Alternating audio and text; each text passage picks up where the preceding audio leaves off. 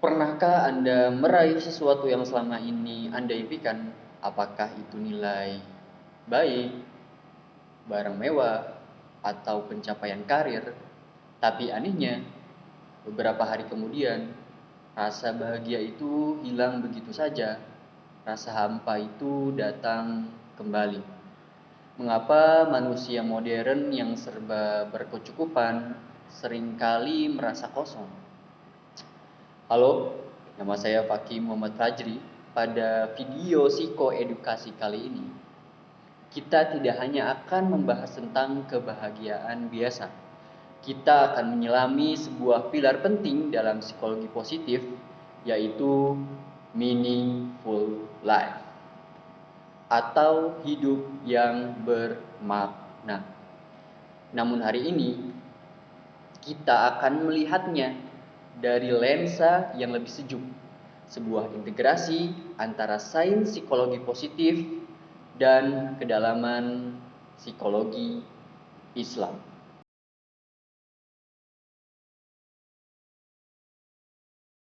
Dalam dunia barat, tokoh psikologi Martin Seligman merumuskan bahwa hidup bermakna terjadi ketika kita menggunakan kekuatan terbesar kita untuk melayani sesuatu yang lebih besar dari diri kita sendiri. Kebahagiaan ini disebut eudaimonia. Kebahagiaan berbasis makna, bukan sekedar kesenangan indrawi atau hedonik.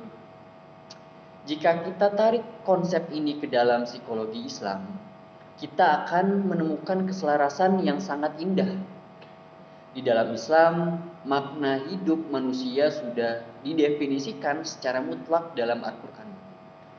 Kita diciptakan sebagai abdun, hamba yang beribadah kepada Allah Subhanahu wa Ta'ala, dan sebagai khalifah fil ard, wakil di muka bumi yang bertugas membawa kemaslahatan dan rahmat bagi alam semesta. Nah, ketika psikologi positif mengatakan melayani sesuatu yang lebih besar dari dirimu, maka psikologi Islam mempertegas bahwa sesuatu yang terbesar itu adalah lillah, karena Allah dan demi kemanusiaan.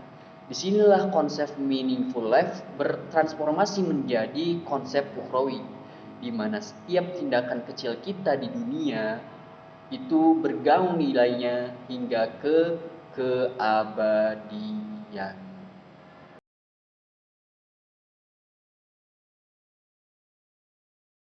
Pertanyaannya, apakah integrasi ini memiliki dasar ilmiah? Jawabannya tentu ada dasar ilmiahnya. Sebuah meta-analisis besar yang diterbitkan dalam American Psychological Association atau APA memeriksa puluhan penelitian tentang agama dan kesehatan mental. Data menunjukkan bahwa individu yang mengintegrasikan nilai-nilai spiritualitas dan agama ke dalam tujuan hidup mereka memiliki tingkat kepuasan hidup yang jauh lebih tinggi dan risiko depresi yang lebih rendah.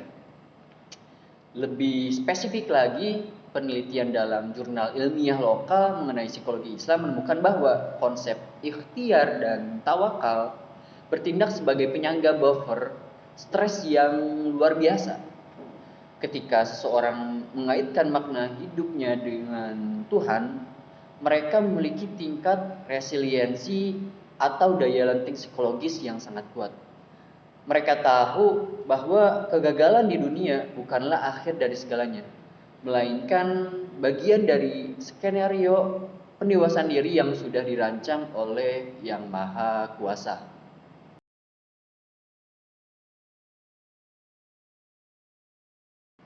Saya pun pernah terjebak dalam pusaran burnout sebagai mahasiswa. Dulu saya berpikir bahwa arti hidup saya ditentukan oleh IPK, validasi orang lain, atau seberapa produktif saya dalam sehari. Hasilnya, ya, saya justru merasa lelah dan cemas panjang waktu. Hingga saya tersadar melalui konsep psikologi Islam, yaitu niat. Ketika saya mulai mengubah niat dari yang semula belajar demi nilai menjadi belajar sebagai bentuk ibadah demi Allah Subhanahu wa taala, dan sebagai pembekalan diri agar bisa bermanfaat bagi umat. Boom! Semuanya berubah. Rasa lelah itu tidak lagi terasa menyiksa, melainkan terasa berharga. Saya menyadari makna hidup tidak perlu dicari dalam hal-hal besar yang melelahkan ego kita. Makna hidup itu ada pada ketulusan kita saat mengulurkan tangan, membantu teman yang kesulitan, atau sekedar memberikan senyuman ramah kepada orang lain. Demi mengharap siapa? Mengharap apa? Mengharap ridhonya. Ridho siapa? Ridho Allah Subhanahu wa ta'ala.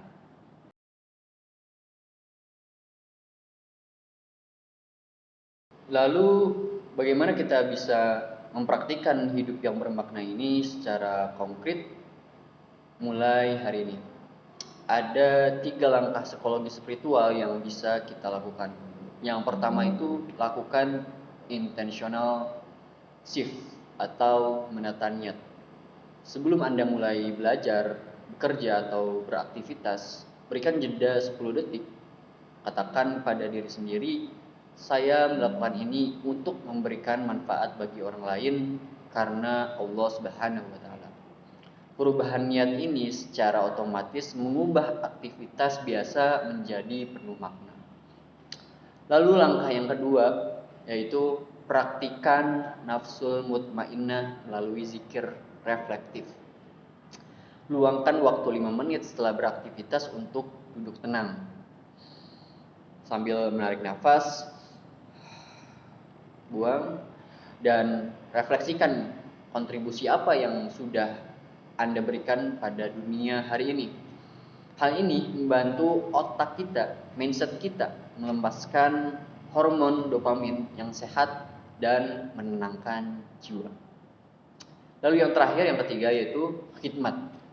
Khidmat ini adalah melayani sesama tanpa pamrih. Lakukan minimal 1 kebaikan kecil setiap hari secara rahasia. Seperti contohnya menyingkirkan duri di jalan, mendengarkan keluh kesah teman, atau mendoakan kebaikan orang lain secara diam-diam. Nah, sains ini telah membuktikan bahwa altruisme atau perilaku menolong ini adalah booster tercepat untuk menciptakan kebermaknaan hidup.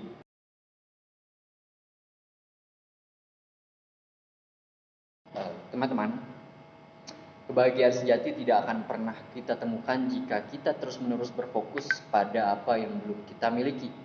Kebahagiaan dan makna hidup yang sejati justru hadir saat kita tahu untuk siapa kita hidup dan seberapa besar manfaat kita tebarkan selama kita ada di dunia ini.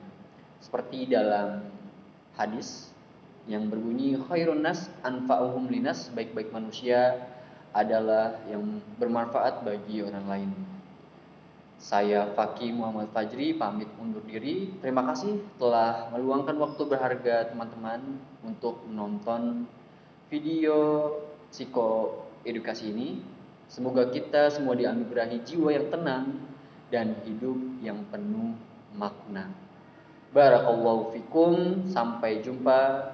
Salam, stay meaningful.